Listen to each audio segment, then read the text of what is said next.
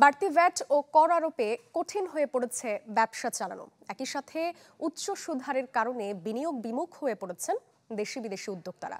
AmCham আয়োজিত সংলাপে ব্যবসায়ীরা তাগিদ দেন পরিবেশ সহজ করার। অর্থনীতিতে টেকসই প্রবৃদ্ধির পূর্ব শর্ত দেশি বিদেশি বিনিয়োগ, কিন্তু দীর্ঘ সময় ধরে এটি বড় সমস্যা বাংলাদেশে। তথ্য বলছে গুরুত্বপূর্ণ এই সূচক এখনও আটকে আছে জিডিপির 23%। American chamber of commerce in বাংলাদেশে আয়োজিত সেমিনারে ব্যবসায়ীরা বলছেন, জ্বালানি সংকট, আইনশৃঙ্খলা পরিস্থিতি এবং উপযোগী রাজস্ব ও মুদ্রানীতি না থাকায় আস্থা পাচ্ছেন না উদ্যোক্তারা।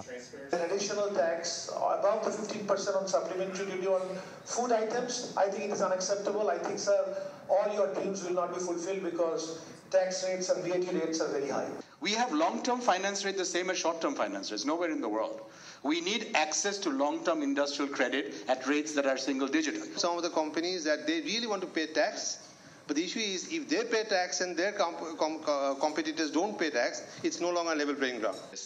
ব্যবসায়ীদের কঠিন পরিস্থিতির বিষয়টি স্বীকার করেন খোদ অর্থ উপদেষ্টা ও এনবিআর চেয়ারম্যানও। সংকটের জন্য দায়ী করেন বিগত সরকারের একরোখা নীতি ও ভুল পরিকল্পনাকে। বলেন, বিপুল অর্থ পাচারের কারণে নষ্ট হয়েছে আর্থিক ভারসাম্য। এ সময় আসছে বাজেটে ক্ষুদ্র ব্যবসায়ীদের জন্য বিশেষ পরিকল্পনার কথা বলেন সরকারের দুই শীর্ষ ব্যক্তি। Things have become a little bit difficult for the business people. First thing, the big people, the big business people, most of them are not in the country. They took away, physically they left, but they took away huge amount of resources along with them.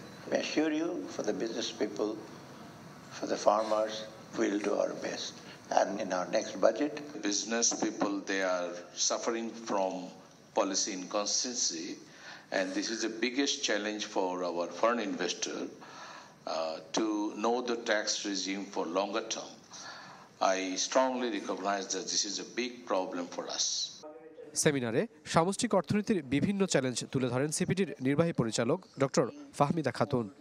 All of these macroeconomic indicators and their measures are not in place properly, and as a result, the stability of the macroeconomic has been. Rakib Al Jabed, channel 24, Dhaka.